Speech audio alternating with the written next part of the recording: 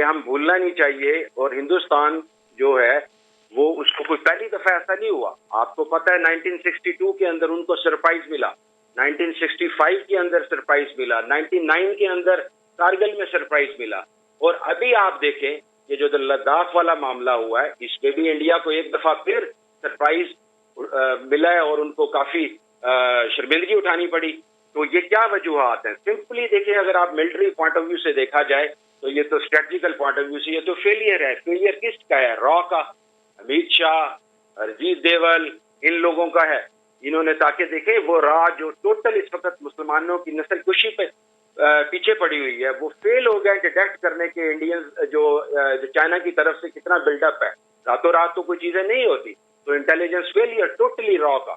پھر اس کے بعد آپ دیکھیں جو موجود وہاں پہ بارڈر کو مینٹین کر رہے ہوتے ہیں, میں تو وہ ایریا دیکھا بھی ہوا ہے سیاچن میں, آپ وہاں پہ دیکھیں جو یو اے ویز ہوتی ہیں, پیٹرولز ہوتے ہیں, وہ ڈیٹیکٹ کرنے میں ناکام رہے. تو اوور آل آپ یہ دیکھیں گے ٹوٹل انڈینز کا فیلئر ہے. اور لیکن ابھی کریں گے کیا؟ جی بتائیے. اچھا, ابھی ان کے پاس جو ہے آپشن کیا ہیں؟ ابھی دیکھیے وہ کیسے فیس کرتے ہیں اپنی پارلیمنٹ کو, اور جتنا وہ جو ارناب سوامی جیسے لوگوں نے, گوسوامی جیسے لوگوں نے جتنی ہائپ کریٹ کر رکھی تھی, اور جنرل بخشی جیسوں نے جو کچھ کہہ رکھا تھا, اب وہ اپنے عوام کو کس طرح فیس کرتے ہیں, خیر ان کا ایشو ہے. لیکن گوئنگ فارورڈ اب ظاہر ہے کہ چائنا نے نیوندرا ڈال دیا ہے. بھٹی صاحب, اسلام آباد کیسے دیکھ رہا ہے اس کو؟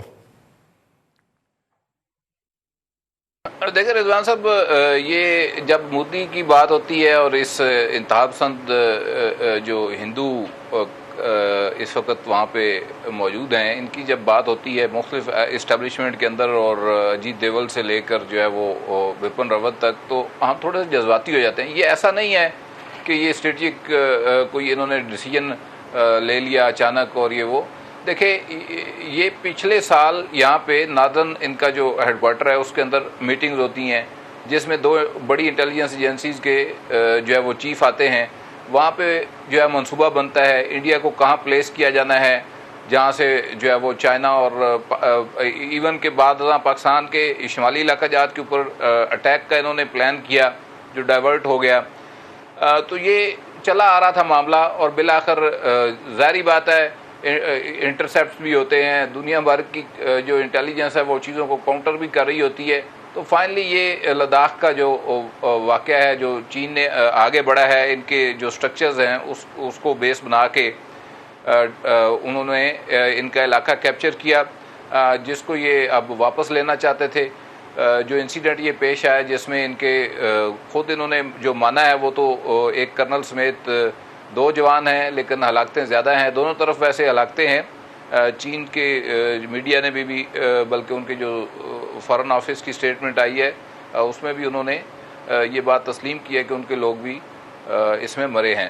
لیکن یہ جو دیکھیں بیسیکلی آپ کا ایک کور انٹرسٹ ہے, کور اسٹریٹجک انٹرسٹ ہے, پھر براڈر اسٹریٹجک انٹرسٹ ہے, پھر اس کے بعد پیرا فری انٹرسٹ جو ہے وہ ہوتے ہیں. تو چین کے ساتھ ان کا کوئی ایسا اسٹریٹجک انٹرسٹ اپنا کلیش نہیں کر رہا تھا, ماسوائے کہ جو تھپکی لگی ہوئی ہے ان کو بڑے صاحب کی, اس کے علاوہ کوئی فی الوقت ریجنل ہیجمنی کے حوالے سے جو ان کا پرانا ایک خواب ہے, اور پھر اس خواب کو انہوں نے باقاعدہ طور پہ عملی شکل دینے کی کوشش کی جب سے یہ ہندوتوا راج آیا وہاں پہ, اور ایک مخصوص قسم کا مائنڈ سیٹ ایکسٹریمزم جو ہے وہ ہر سوسائٹی کے اندر پروموٹ کیا گیا. تو یہ بیسیکلی اس ہیجمنی کی لڑائی ہے. لیکن اس میں سب سے خطرناک پہلو کیا ہے رضوان رضی صاحب, اگر اس کو ڈیفنس کے اعتبار سے دیکھا جائے, کہ انفینٹری بٹالین کا او سی جو ہے اس کو پتھروں اور جو ہے چھڑیوں سے مار دیا گیا. اس کے جوان وہاں پہ کیا کر رہے تھے, اور جو یعنی کہ یہ بڑا ان کے پروفیشنلزم کے اوپر سوال اٹھتا ہے کہ یونٹ تھی پوری وہاں پہ, اور ان کی اسٹرینتھ اچھی خاصی ہے اب وہاں پہ. تو باقی لوگ جو ہے وہ اپنا او سی جو ہے وہ مرتا ہوا دیکھتے رہے, پتھروں سے اور چھڑیوں سے مارا گیا ہے. اور پھر بعد میں انہوں نے اٹیک کیا, پہلے تو بندے شندے مروا کے اپنی جگہ پہ آ گئے, اس کے بعد دوبارہ انہوں نے جو ہے وہ جا کر حملہ کیا. تو یہ ساری صورتحال ہے. پروفیشنلزم کے اوپر جو بھارتی فوج ہے اور ان کی جو پروفیشنل کیپیبلٹی ہے, کیپیسٹی ہے, اس کے اوپر سوال اٹھتے ہیں, چاہے وہ ایئر فورس ہے, چاہے ان کی گراؤنڈ فورس ہے. آپ نے فیبرری کے اندر دیکھا تھا پاکستان کے ساتھ جو چھیڑ چھاڑ کی, اس میں بھی ان کے ساتھ جو ہوا. تو میرا خیال ہے کہ جو خواہشات ایک طرف ہیں اور جو ان کی کیپیسٹی ہے وہ دوسری طرف ہے, دونوں میں بڑا زمین آسمان کا فرق ہے. لیکن انہوں نے پھر اس کے نتیجے میں آج پاکستان کی ادھر ایل او سی کے اوپر شیلنگ اور فائرنگ کی ہے, جس میں ایک سویلین شہری جو ہے وہ ہمارا شہید ہو گیا ہے. اور دونوں طرف سے یہ اس وقت کنفرنٹ کر رہے ہیں, ادھر ایل اے سی کے اوپر اور ادھر ایل او سی کے اوپر. یعنی دگی کھوتے تو تے غصہ کمیار تھے. اس وقت محمل, اس وقت اگر آپ انڈین اینالسٹ کو سنیں جو کہ بظاہر تو یہ شو کرتے ہیں کہ وہ انڈیپینڈنٹ اینالسٹ ہیں, لیکن وہ لائن وہی لے رہے ہوتے ہیں, اپنے جی ایچ کیو کی لائن لے رہے ہوتے ہیں. وہ کہہ رہے ہیں جی کہ میگنیٹک وار, یہ جس کو سائبر وار کہا جا سکتا ہے, اس پہ بہت زیادہ انویسٹمنٹ کی ہے چائنا نے اور ویزا ویز پاکستان. اور 28 فروری کا وہ جو فروری کا ہے ایشو, اس کو تو وہ نہیں بھولتے, کیونکہ اگر اس میں کمیونیکیشن سسٹم جیم نہ کرتا ہمارا وہ جا کے, تو ابھینندن تو نہیں مارا جاتا نا. ابھینندن تو مارا گیا بیچارہ کہ اس کا رابطہ ہی جیم ہو گیا, اسے پتہ ہی نہیں چل رہا تھا کہ اس کا جو ایئر ہیڈ کوارٹر ہے وہ اسے کیا کہہ رہا ہے. تو یہ جو وہ اس کو بہت ڈسکس کیا جا رہا ہے کہ جی سائبر وار جو ہے یا میگنیٹک وار جو ہے یا کمیونیکیشن وار جو ہے, اس کے اوپر بہت زیادہ انویسٹمنٹ ہو گئی ہے اور ہم نے یہ انویسٹمنٹ نہیں کی. ہم صرف اجے دیوگن کی فلمیں ہی بناتے رہے کہ گچ کے مالیں گے, گچ کے مالیں گے.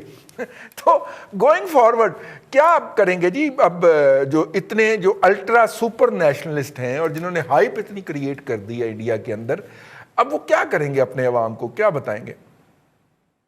دیکھیں رضی صاحب, بات یہ ہے کہ ایکچولی جو آپ بات کر رہے ہیں وہ تو بہت اس طرح کے چینلز ہیں کہ ریپبلک ٹی وی یا زی نیوز یا اس طرح کے جو ہے جو بہت ہی زیادہ پرو مودی چینلز ہیں. لیکن میں کافی انڈیا کے لبرل میڈیا کو بھی فالو کرتی ہوں, خاص طور پر ان کا جو انگریزی میڈیا ہے. وہاں پر بہت سارے سوالات اٹھائے جا رہے ہیں کہ ابھی تک کوئی اسٹیٹمنٹ انڈین گورنمنٹ کی طرف سے کیوں نہیں آئی. جو فوج کی طرف سے آئی تھی, بھارتی فوج کی طرف سے پہلی اسٹیٹمنٹ, اس کو بھی تھوڑا سا چینج کر دیا گیا تھا.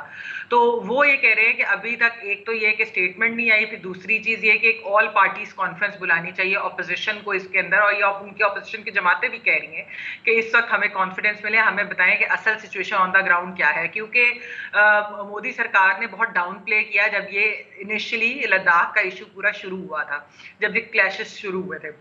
آج کی اگر آپ چائنا کی اسٹیٹمنٹ دیکھیں تو چائنا یہ کہہ رہا ہے, وہ تو جو ویلی ہے اس کے بارے میں بھی یہ کہہ رہے ہیں کہ اس پہ ہمارا سوورن رائٹ ہے.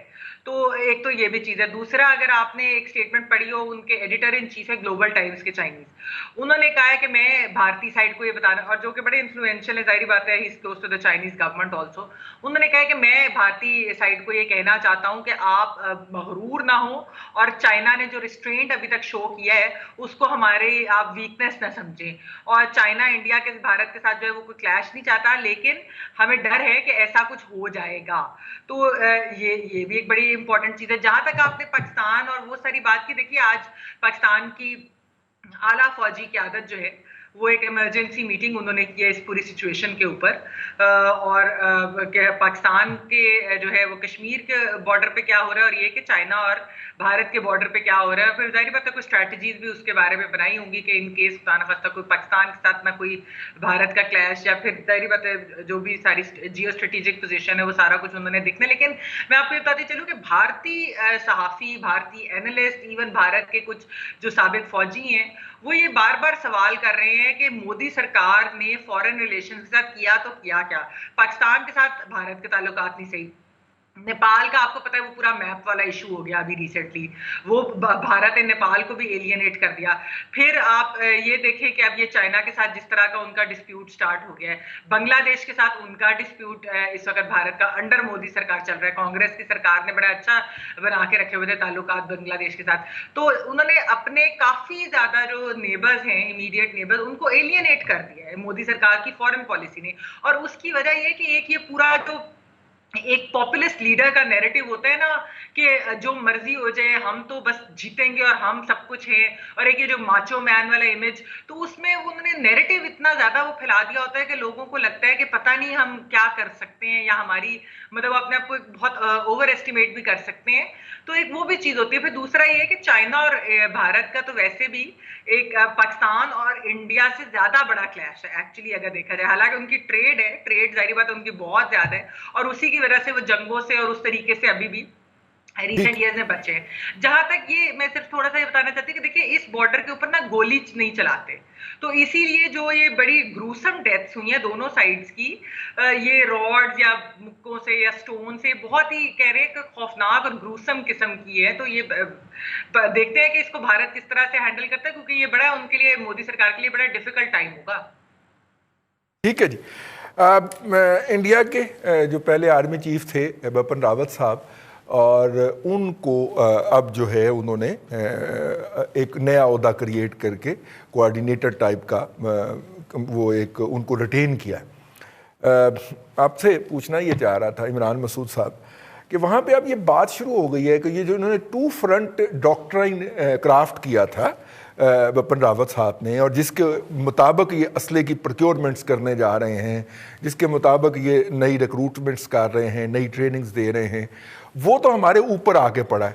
तो क्या बिपिन रावत साहब को फारग नहीं किया जाना चाहिए? ये इसके ऊपर बाकायदा वहाँ पे जो उनका सीरियस मीडिया है ना, उसके ऊपर बाकायदा डिस्कशन हो रही है कि ये साहब जो है इनकी स्ट्रेटजी तो फ्लॉप हो गई, चाइना हमारे अंदर घुस आया, तो इसका मतलब ये है कि ये एक फॉल्टी जो थी वो डॉक्ट्राइन लेके चल रहे थे।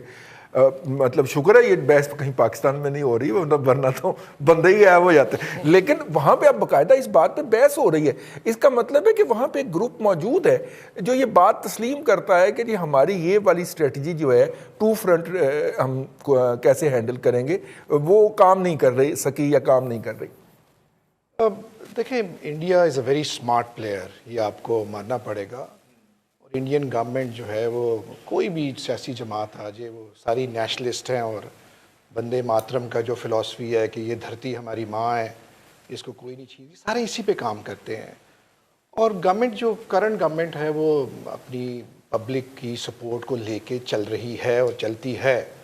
और देखिए, कश्मीर एक बहुत बड़ा आपके सामने एक मिसाल है कि किस तरह उसने प्रेशर सस्टेन किया इंडिया ने। It is over more than 300 days now, और दुनिया भर का प्रेशर जो है वो वहाँ पे जो हो रहा है, जो ह्यूमन राइट वॉलेशन हो रही है, लेकिन इंडिया अपनी पॉलिसी से टस से मस ना हुआ। अब दूसरी बात है कि इंडिया में अकाउंटेबिलिटी भी बहुत ज़्यादा है। मुकाबला कमज़ोर लोगों से था ना। हाँ जी, बस वो यही हुआ ना। तो आपका जो आपने जो यहाँ पे बात बताई है वो उसकी वो जो जनरल साहब की, आर्मी चीफ की, देखिए इंडिया में अकाउंटेबिलिटी भी है, और अकाउंटेबिलिटी इसी अपना फ़िलासफ़ी पे है कि आपने तो हमारे बॉर्डर्स को बचाना था, आपने तो फंडिंग करवाई, आपने तो पैसा लगवाया, और आपने इन रिटर्न आपने तो हमें कुटवा दिया, वहाँ पे चाइना से आपने कुटवा दिया, बेइज्जती करवा दी, बेइज्जती आपने करवा दिया। इतना वो मैचो मैन इंडिया जो बना हुआ था। तो ये एक तो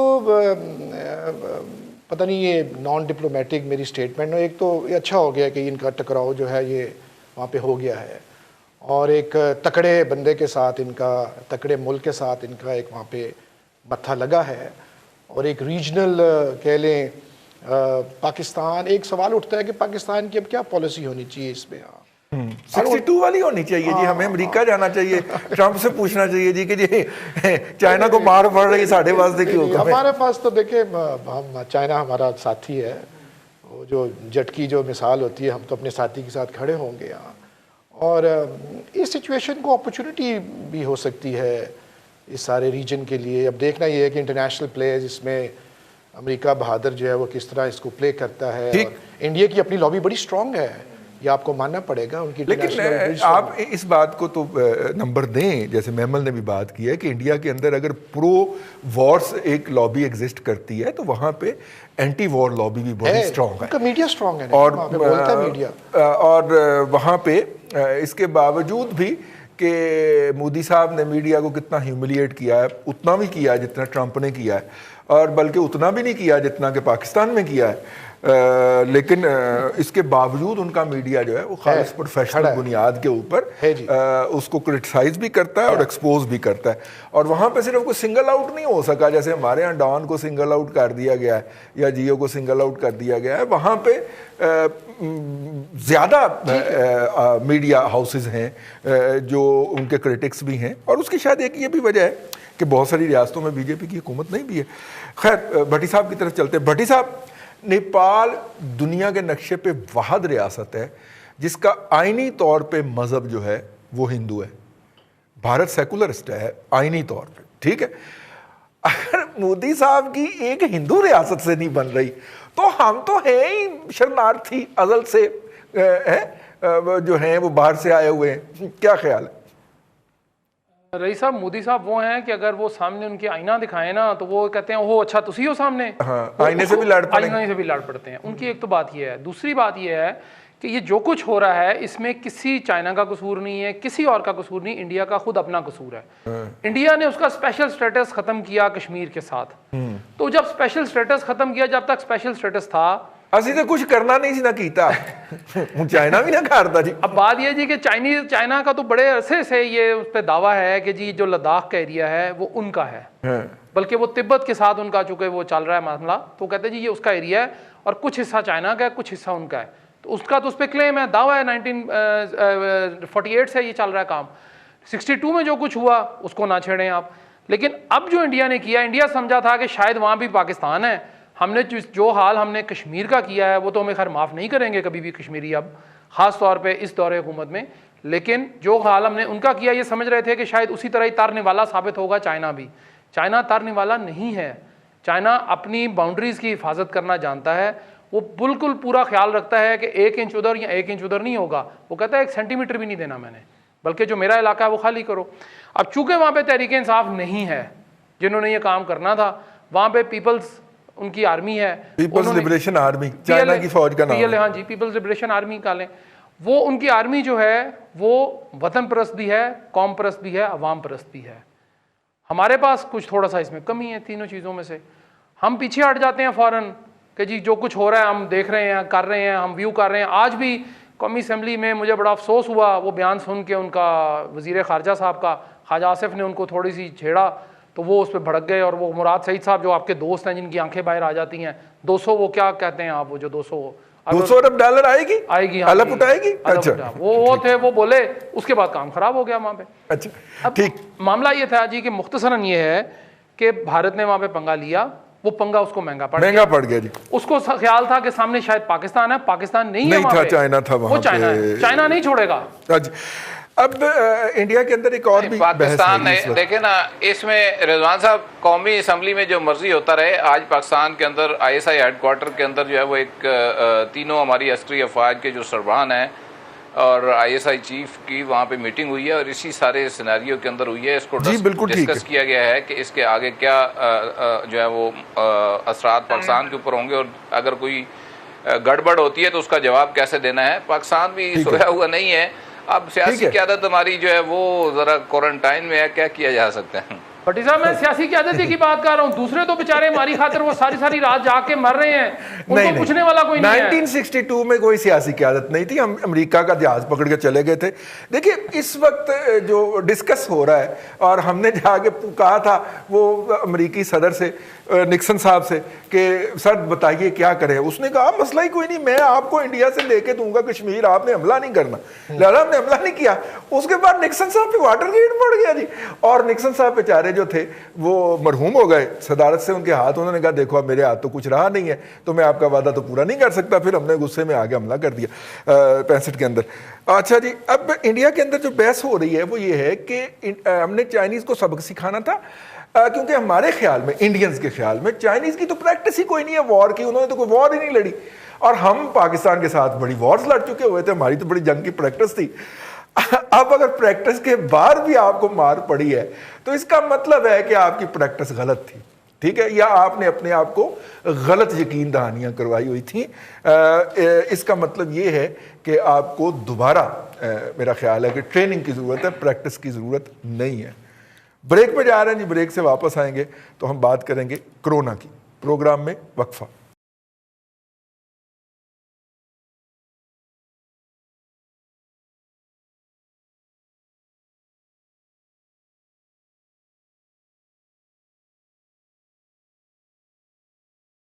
वेलकम बैक। कंट्रोवर्सी टुडे के अंदर आपको एक मरतबा फिर खुश आमदीद कहते हैं। कोरोना 20 के करीब जो है शहर जो हैं वो पाकिस्तान के पॉइंट आउट कर दिए गए हैं।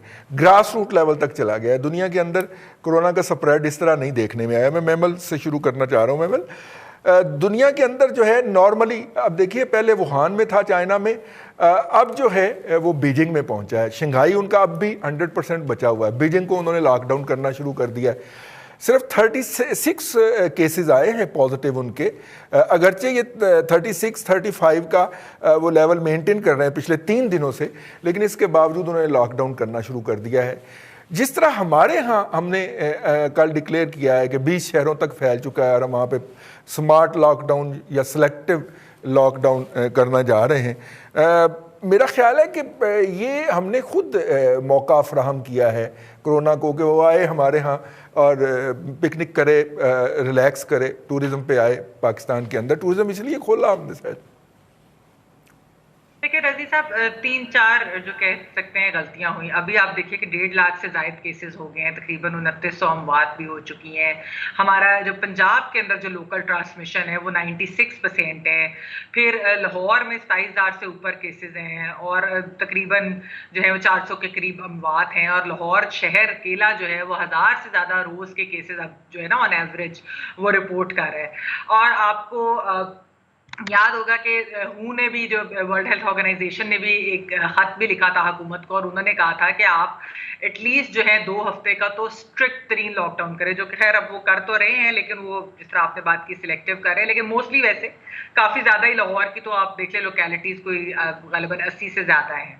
अच्छा, अब असल में मसला इनसे मिस हैंडल 2-3 चीज़ों से हुआ ना। पहली चीज़ ये हुई कि एक लॉकडाउन के ऊपर कंफ्यूजन पहले दिन फैला दी। फिर दूसरी इनसे हुई कि उन्होंने, हुकूमत ने डाउन प्ले किया बहुत ज़्यादा कोरोना को, ये कह करके खाली फ्लू है, ज़्यादा अमवात नहीं होती, या हमारा मोर्टेलिटी रेट बड़ा कम है, या आपने डरना नहीं है, मतलब इस तरह की जो बातें करके। फिर तीसरी चीज़ ये हुई कि इन्होंने जो ईद से पहले जो है वो इन्होंने जिस तरह से खोला, अगर उस वक्त थोड़ा सा ये सख्त लॉकडाउन इंप्लीमेंट कर देते, 2 हफ्ते बेशक ज्यादा कर देते, किसी तरीके से जो गरीब तबका है उन तक पैसे पहुंचा देते, खाना राशन पहुंचा देते और उसको स्प्रेड को कंटेन कर लेते, तो बहुत हम इस वक्त बेहतर हालत के अंदर होते। मतलब ये तो अमेरिका के अंदर भी जिस तरह उन्होंने कहा कि अगर 1 हफ्ता पहले लॉकडाउन होता तो पता नहीं 36,000 अमवात जो है वो नहीं होती। तो मतलब इस तरह की मैं बात कर रही हूँ कि ये कुछ चीजें मेजर्स ऐसे होते हैं कि जो इनको लेने चाहिए थे। फिर ताफ्तान भी एक मिसहैंडल हुआ, रायवंड का इस्तेमाल के अंदर भी ये हो गया कि वो नहीं होना चाहिए था उस वक्त, अगर मना कर देते और या उसको रोक लेते, उसको बीच में रोका। और भी कुछ इस तरह की चीजें भी, जब बाहर से फ्लाइट्स आ रही थी उनकी प्रॉपर कितनी उन्होंने टेस्टिंग की। फिर हमने टेस्ट भी नहीं सही किया। देखिए लॉकडाउन बगैर टेस्टिंग के लॉकडाउन एक हद तक ही कंटेन कर सकते हैं ना, लेकिन जब तक आप एग्रेसिव टेस्टिंग नहीं करेंगे और आइडेंटिफाई नहीं करेंगे क्लस्टर्स को, तो तब तक आप उसको रोक कैसे सकते हैं, आप उसको कंटेन कैसे कर सकते हैं। तो ये एक बड़ी इंपॉर्टेंट चीज है। तो मेरे ख्याल में बहुत सारे रीजन हैं कि जिसकी वजह से जो है हम लोग इस नहज तक पहुंचे हैं। लेकिन अभी भी चलें, अगर इन्होंने 20 सिटीज भी आइडेंटिफाई की और इन्होंने ये कुछ जगहों पे सिलेक्टिव लॉकडाउन भी करें, अगर ये सख्ती से करें और वहां पर एग्रेसिव टेस्टिंग करें, मैं कहती हूँ तो शायद हम जो प्रोजेक्शंस हैं शायद हम उससे थोड़ा सा बेहतर हम हैंडल कर सके। लेकिन ये बड़ा कंफ्यूजिंग किस्म के मैसेजेस हुकूमत की तरफ से आए हैं। बिल्कुल ठीक है, बिल्कुल ठीक है। हाँ, और ख़ास तौर पे जब बाहर से आने वाले और ज़मीन के रास्ते आने वाले जो हैं वो ईरानी ज़ायरीन भी हमने नहीं रोके, हमारे जो पाकिस्तान पे वहाँ पे गए थे, और उनसे भी ईरान में बड़ा शदीद किस्म का आज फिर वहाँ पे लॉकडाउन है इस वक्त। और कैजुअलिटीज़ जो हैं वो शुरू में तो नंबर 3 के ऊपर था ईरान दुनिया भर के अंदर, अब वो खैर हम उन्हें पीछे छोड़ते जा रहे हैं। अच्छा जी, मेरे ज़हीर साहब फ़ोन पे अभी मौजूद हैं, मेरा ख्याल था कि वो तशरीफ़ ले गए हैं। लेकिन मेरे साहब लाहौर एपी सेंटर इसलिए बना है कि लाहौरी अनपढ़ हैं, जाहिल हैं, बेवकूफ़ हैं, ठीक है, उजाड हैं, गंवार हैं, रंगबाज हैं, इसलिए लाहौर का ये हाल हुआ है ना जी। अपनी वो खातून जो हैं यास्मीन राशिद साहब फरमाती हैं, मैं इसका मतलब है पिंडी वाले या गुजरांवाले वाले या चकवाल वाले अक्लमंद होंगे, इसलिए वहां पे कोरोना नहीं फैला। रिजवान साहब, वैसे मैं एक्सपेक्ट नहीं कर सकता था डॉक्टर यास्मीन साहिबा से इस किस्म की स्टेटमेंट। ये स्टेटमेंट उस वक्त आती हैं जब बुखलाहट का शिकार हो हुकूमत। पहली तो बात है हुकूमत नाम की कोई चीज़ है, ये अभी सबने डिस्कस किया। غلطی پہ غلطی، بلنڈرز پہ بلنڈرز، کنفیوژن کا شکار، نہ یہ خود بھی کنفیوز ہوئے اور انہوں نے پبلک کو بھی کنفیوز کر دیا، اور اوپر سے سنگل آؤٹ کر کے ہیوملیٹ کرنا اور یہ بتانا کہ لاہوری جاہل ہے اور یہ قوم جاہل ہے، تربیت کی کمی ہے. بھائی ٹھیک ہے، تربیت کی کمی ہے بھی، ایجوکیشن پہ آپ دیکھ لیں، ایجوکیشن اور اویئرنیس اور گرومنگ نیشن کو کون کرتا ہے، کیسے کی جاتی ہے؟ یہ عمران مسعود صاحب بیٹھے ہیں، یہ بڑے اچھے طریقے سے بتا سکتے ہیں. آپ یہ دیکھیں بدقسمتی ہے، نہ ہی وہ خود جو اچھی ٹیم ہے ان کی نہ ایڈوائز لیتے ہیں، نہ ہی اپنے الائز سے ایڈوائز لیتے ہیں. یہ کاف لیگ جو ہے بالکل اپنے انٹرسٹ کے لیے تو ایڈوائز دے دیتی ہے، لیکن جو ملکی معاملات ہوتے ہیں ان کے بارے میں کوئی ایڈوائز نہیں دیتی یا ان کی کوئی سنی نہیں جاتی. اسی طریقے سے اوور آل نیچے بیوروکریسی دیکھ لیں، عام پبلک دیکھ لیں، جب سارے کنفیوز ہو جاتے ہیں پھر اس ٹائپ کی بکھلاہٹ شروع ہو جاتی ہے. باقی جہاں تک رہا کہ ابھی ہوگا کیا، دیکھیں پرائم منسٹر صاحب نے تو خود کہہ دیا ہے کہ ابھی آپ اللہ پہ چھوڑ دیتے ہیں، اللہ ہیلپ کرے گا، اللہ مدد کرے گا. تو سارا کچھ یہ کیوس ہے، لیکن کیا بندوبست ہے؟ کیا ابھی تک جو پی ایم اے ہے یا جو ہیلتھ ڈپارٹمنٹس ہیں یا ہاسپٹلس کی جو کیا کنڈیشن ہے، جس طریقے سے پریڈکشن کی جا رہی ہے اگست میں سپٹمبر میں، جو اسد عمر صاحب اٹھتے ہیں ان کی اور سٹیٹمنٹ ہوتی ہے، پرائم منسٹر کیا کچھ اور کہتے ہیں. جو بھی خیر اینی ہاؤ اگر ان کو کیومولیٹ بھی کر لیا جائے ان کی بونگیوں کو، تو آپ جو بھی پریڈکٹ کرتے ہیں تو کیا اس کے لیے جو ہمارا انفراسٹرکچر، ہاسپٹل کا انفراسٹرکچر، کیا وہ ریڈی ہیں؟ کیا وہ ہینڈل کر پائیں گے؟ اگر اس طریقے سے ڈیتھ ریٹ زیادہ ہو جاتا ہے تو آپ کے خیال میں کیا اس ٹائپ کے حالات ہوں گے پاکستان کے اندر، لاہور کے اندر، شہروں کے اندر، جب بہت زیادہ میتیں پڑی ہوں گی ہاسپٹلس کے باہر؟ ابھی آپ دیکھ لیں کہ جس طریقے سے ایمرجنسیز وارڈ بھری ہوئی ہیں اور اویئرنیس کمپینز کوئی نہیں ہے.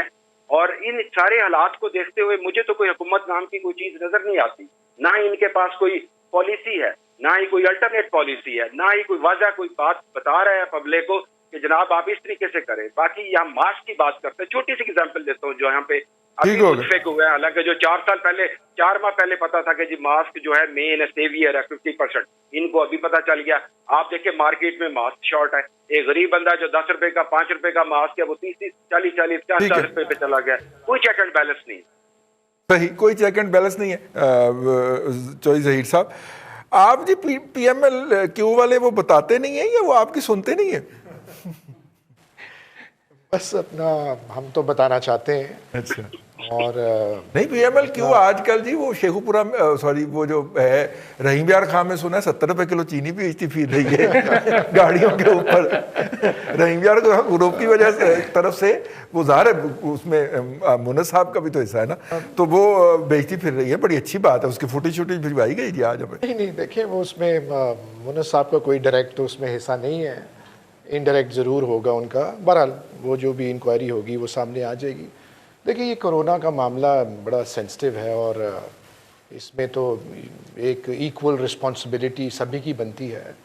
ہم لوگ بالکل وی آر ایلائز ہیں، گورنمنٹ کے ساتھ ہیں، اور جب کوئی بلاتا ہے تو ایڈوائس بھی دیتے ہیں، لیکن بزرگوں نے یہ کہا ہے کہ مفت مشورہ جو ہے وہ نہیں دینا چاہیے. ہاں، اس کی ویلیو نہیں ہوتی، اس کی قدر کوئی نہیں ہوتی ہے. صحیح کہہ رہے ہیں. اور بہرحال بلکہ بزرگوں نے تو فون کر کے کہا ہے کہ پرویز ہے تو انہوں نے کوئی مشورہ نہیں دینا.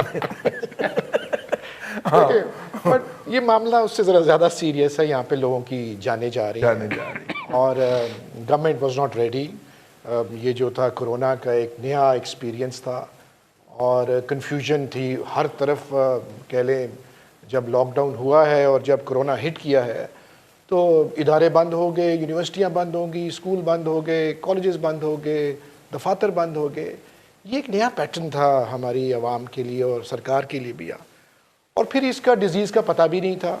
آج میں ایک بات سے میجر ظہیر صاحب کی بات سے بالکل میں ایگری کروں گا کہ آج بھی اتنا 3-4 مہینے کی ہم نے بیٹل کی، اسٹرگل کی، بڑی بڑی پالیسیز بنائی، لیکن ہم لوگ وہ کرونا کی وہ ٹیسٹنگ لیبز نہیں بنا سکے ابھی تک. جی. اور لیبز جو جس میں جاتا ہے، جو پرائیویٹ سیکٹر کی لیبز ہیں وہ ویسی کنٹروورشل ہے، وہ کھالے اتار رہے ہیں. 8,000 ہے. جو گورنمنٹ کی لیبز بن رہی ہیں 12,000 ہے. جی شوکت دیکھیں بھٹی صاحب، ہمارے گجرات بھٹی صاحب آپ الخدمت کے پاس جائیں نا، وہ آپ کو 3,000 میں کر کے دیتے ہیں. وہ آپ اگر آپ اپنا تعارف کرا دیں تو وہ 1,500 میں نہیں. میں آپ کو بتاتا ہوں ایشو یہ ہے بھٹی صاحب کہ اب گجرات میں میرے حلقے میں جو وہاں ٹیسٹ ہوتے ہیں وہ آپ اس کو لاہور بھیجا جاتا ہے، ایک پنڈی بھیجا جاتا ہے، سیمپلز کو، وہ سیمپلز کو بھیجا جاتا ہے. وہ 6 دن لگتے ہیں، 7 دن لگتے ہیں. اتنی دیر میں تو فارغ ہو جاتا ہے وہ جو ہے ہینڈلنگ ہی نہیں ہے، وہ اس کی ہینڈلنگ ہی نہیں ہے، سیمپل کی ہینڈلنگ نہیں ہے، اس کی کوئی اپنا میں تو کہوں گا اس کی ٹرانسپیرنسی نہیں ہے. اس کے بعد اپنا اسکیئر ہے قوم میں، جس کو چھینک بھی آئی ہے تو وہ سمجھتا ہے مجھے کرونا ہو گیا ہے. تو یہ سارا جو ہے یہ ہینڈل کوئی خاص نہیں ہوا. میں نہیں سمجھتا کہ گورنمنٹ آف پاکستان کے پاس بھی کوئی اتنی کوئی ہوگی ایکسپرٹیز ہوگی کہ ان پینڈیمکس کو وہ ہینڈل کر سکے. یہ بس اللہ پہ اب چھوڑا ہوا ہے کہ اللہ تعالیٰ نے آ کے ہماری مدد کرنی ہے. اللہ نے مدد کرنی ہے، لیکن عوام کو ضرور چاہیے کہ وہ بھی احتیاط کرے، اپنے دن ساڑھے دن رہے. اب میں نے اب یہ بات کہنی ہے تو بھٹی صاحب نے غصہ کر جانا ہے، ممتاز بھٹی صاحب نے، لیکن میں کہے بغیر رہ نہیں سکتا کہ شہباز شریف صاحب نے 8 لیبارٹریاں بنائی تھیں. ان لیبارٹریوں کے اندر کٹس فراہم کی جانی تھی. وہ کٹس این ڈی ایم اے کے ذریعے آ کے اوپن مارکیٹ میں بلیک پہ بک گئی، ان لیبز تک نہیں پہنچی پنجاب کے اندر. لہٰذا وہ جو پورے پنجاب کے اندر ان لیبز نے ایکٹیو ہو کے اور وہ لوگوں کو برائے نام پیسوں کے اوپر 1500 2000 کے اوپر ٹیسٹ کر کے دینا تھا، وہ نہیں سٹارٹ ہو سکا. آپ اسے جو مرضی کہہ لیں، گورننس کا کہہ لیں، کرپشن کہہ لیں، جو مرضی کہہ لیں. اب یہ ہے بھٹی صاحب، ہمیں اس کے ساتھ ایگزسٹ کرنا ہے. لاہور اور پنڈی، آپ کا شہر اور میرا شہر جو ہے، وہ دونوں ایپی سینٹر قرار دیے گئے ہیں کرونا کے. تو کیا کریں سر؟ اب آپ ویسے کیوں ایپی سینٹر قرار دیے گئے؟ وہاں سے تو یاسمین نے، راشد نے الیکشن نہیں لڑا تھا یار ویسے بھٹی صاحب.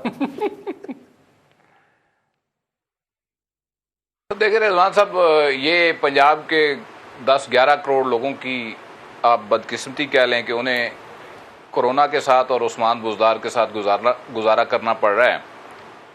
اور اس میں پی ایم ایل جو ہمیشہ پنجاب کے نام پہ سیاست کرتی آئی، مسلم لیگ کاف اور چودھری برادران، پنجاب کے اس اجاڑے میں وہ برابر کے شریک ہیں اور اعلیٰ حصہ دار بنے ہوئے ہیں.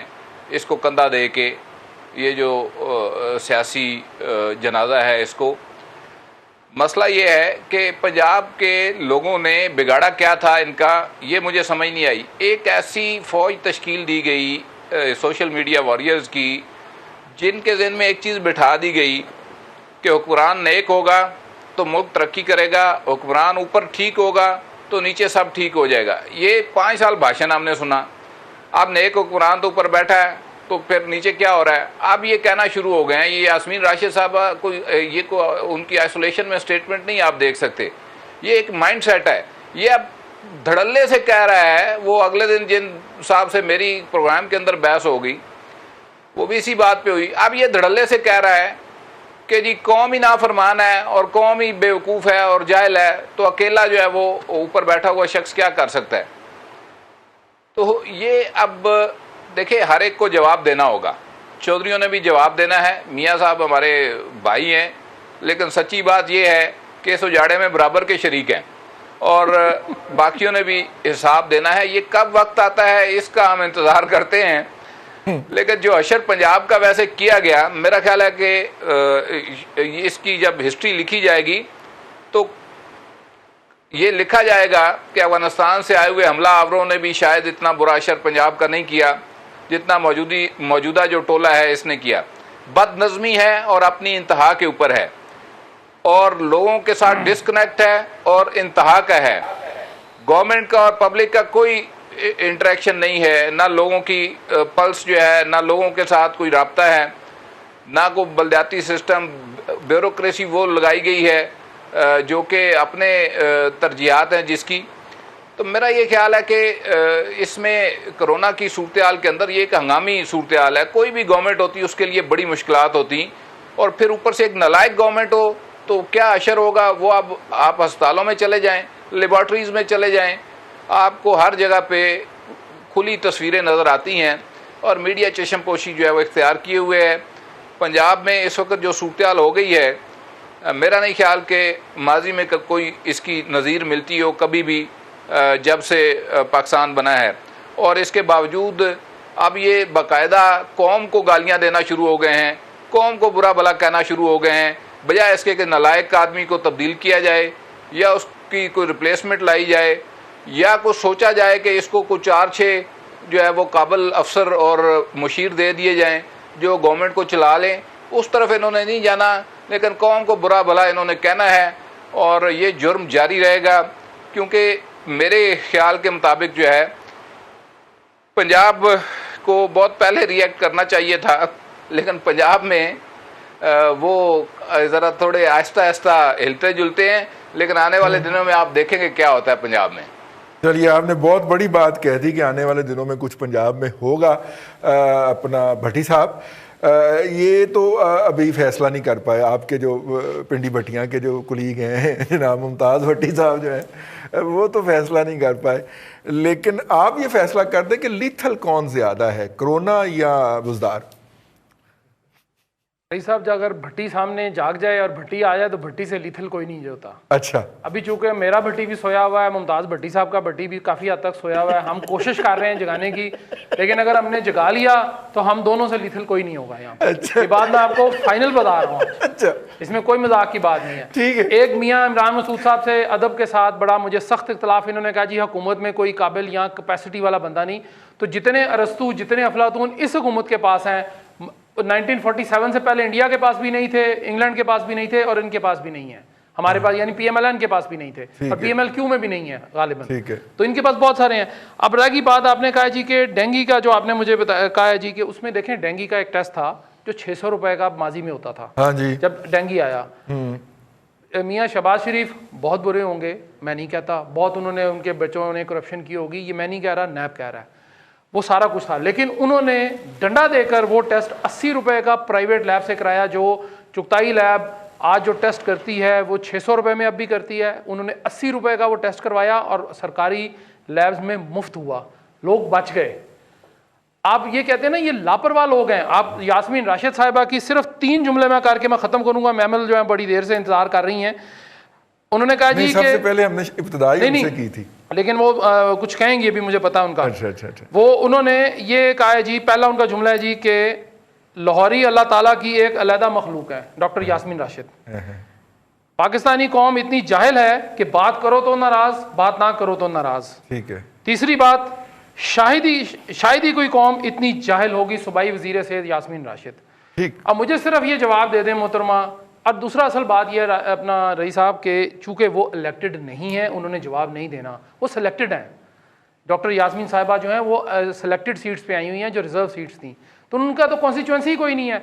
3 दफ़ा किस्मत आजमाई की, 2 दफ़ा नवाज शरीफ के सामने, 1 दफ़ा उनकी अल्लाह ताला उन्हें तरीके रहमत करे मरहूम अहलिया के सामने, मोहतरमा के सामने, कुलसूम नवाज साहिबा के सामने, वो 3 दफ़ा हार गई। कॉन्स्टिट्यूएंसी दूसरी चुनो है ना? नहीं ना, उनको था कि उनको जोम था जी कि बड़ा पुअर इलाका है, मैं इधर से जीत जाऊंगा। वो वहीद आलम खान साहब टाउनशिप से उठ के उनको यहाँ कॉन्स्टिट्यूएंसी दी गई और पूरा लाहौर एक तरफ था मेरे समेत कि जी ये यहाँ से नहीं जीतेंगे, वो जीत गए और बुरे तरीके से उनको उन्होंने हराया यास्मीन राशिद साहब। वोट लिया। बात यह है कि आप अगर डॉक्टर हैं अरसलान साहब, हाँ जी, हाँ, गुस्सा ना दिलवाए, हमने चकवाल में जिमनी करवा के वहां से जिता लेना उनको, आप हमें चकवाल वालों को गुस्सा ना दिलवाए, ये ना हो कि चकवाल की सीट खाली करवा के वहां से नहीं जी, नहीं, भट्टी सोया रहे, भट्टी नहीं जागेगा, भट्टी सोया रहेगा, भट्टी सोया रहे, कोई परवाह नहीं है, हमें परवाह ना करें, हम एक ही दफा उठेंगे, थोड़े दिन ही है और उसके बाद फिर वो हमारे पीछे पीछे होंगे, हम आगे आगे भाग रहे होंगे। मुख्तसरन ये है रही साहब, कैपेसिटी, कैपेबिलिटी,